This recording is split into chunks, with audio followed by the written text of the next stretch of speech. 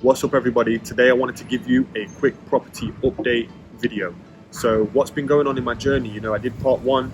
In part one I discussed my first 5 deals that I did as a property developer and property investor, and now I wanted to talk to you about what else has happened in my property journey so far.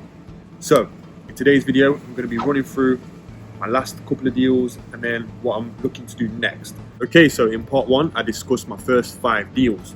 Now, they all went really well, but number 4 didn't go so well. We actually had some problems getting the planning permission, something called a certificate of lawfulness, but we did eventually get it. We did end up making profit on the deal. But the learning lesson was to make sure that if you're buying a HMO in an Article 4 area, that you have the correct planning documents in place, as if you do want to remortgage it as a HMO, and you want to get those premium remortgage valuations, then you do need to make sure that you do have a certificate of lawfulness in place if it's in an Article 4 area. If it's in a non-Article 4 area, you don't need to worry. So that was a massive learning curve. That's got some kick to it. I'm in Portugal, having a little break. I think it's very important for me to take breaks as well, so I don't get burned out. But let me tell you, going back to what happened. So my 4th project was very slow, and I'm not going to reveal everything that happened, but let's just say I learned a lot from that deal, and my biggest learning was about the planning documents to do with HMOs. Okay, so moving on to deal number 5. Now, deal number 5, I didn't really discuss it too much in part 1. If you've not seen part 1, then definitely go and check that out. But my 5th deal was actually a JV. Now, what is a JV? A JV means a joint venture. So a joint venture can be structured in many different ways. The way that I usually structure joint ventures is when I'll have a business partner that will fund all of the deal. So they'll fund the whole deal, and I'll find the deal, I'll manage the full refurb, and then we'll split the profit 50-50.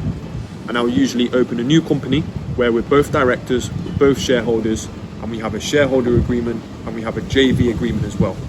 The shareholder agreement and the JV agreement, that's drawn up by solicitors.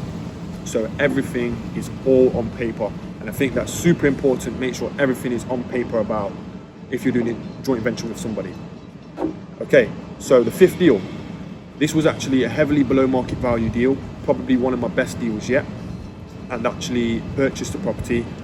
That is a HMO, and I'm currently refurbishing it and it's nearly done.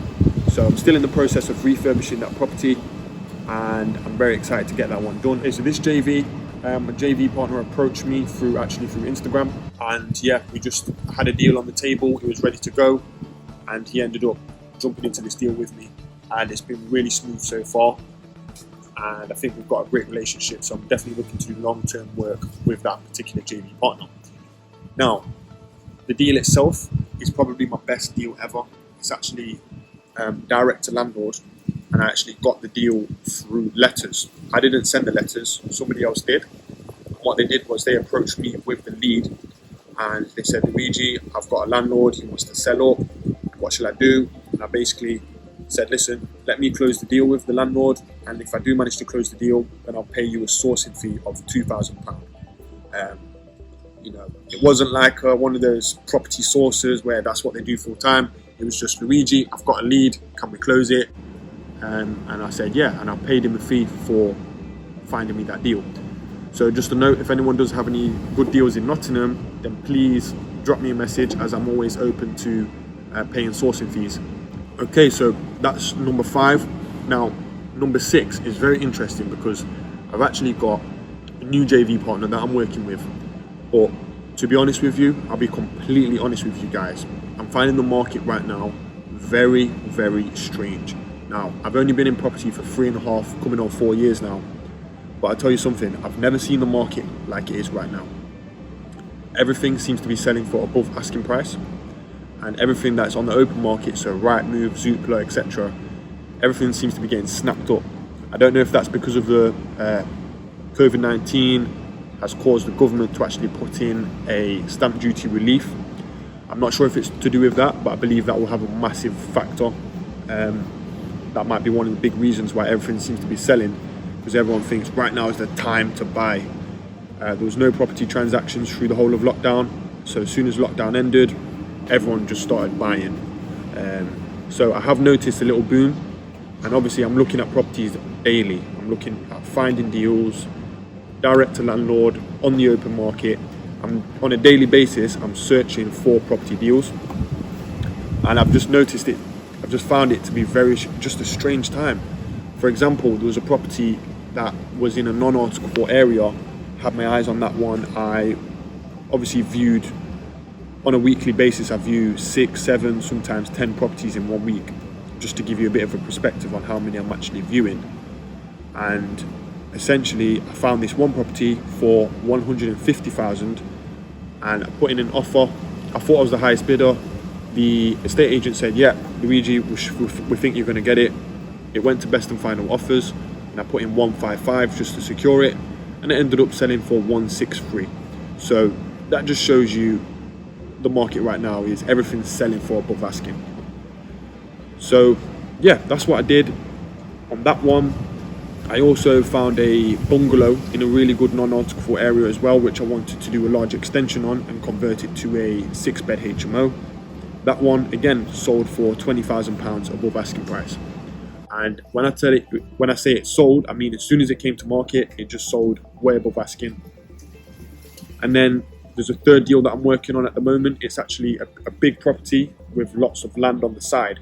So my plan is on that one is to actually apply for planning permission for a large extension and a change of use, and then actually turn that one to a 7-bed, 6-bed HMO, maybe potentially an 8-bed.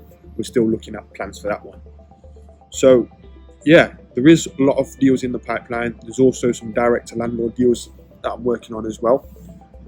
And there's also some bigger deals that I'm working with a close friend of mine who's a big developer in Nottingham. So there's a lot going on. And then also on top of that, over lockdown, I managed to package up and sell 2 property deals. One of them I sold for £7,000 and one of them I sold for £6,000.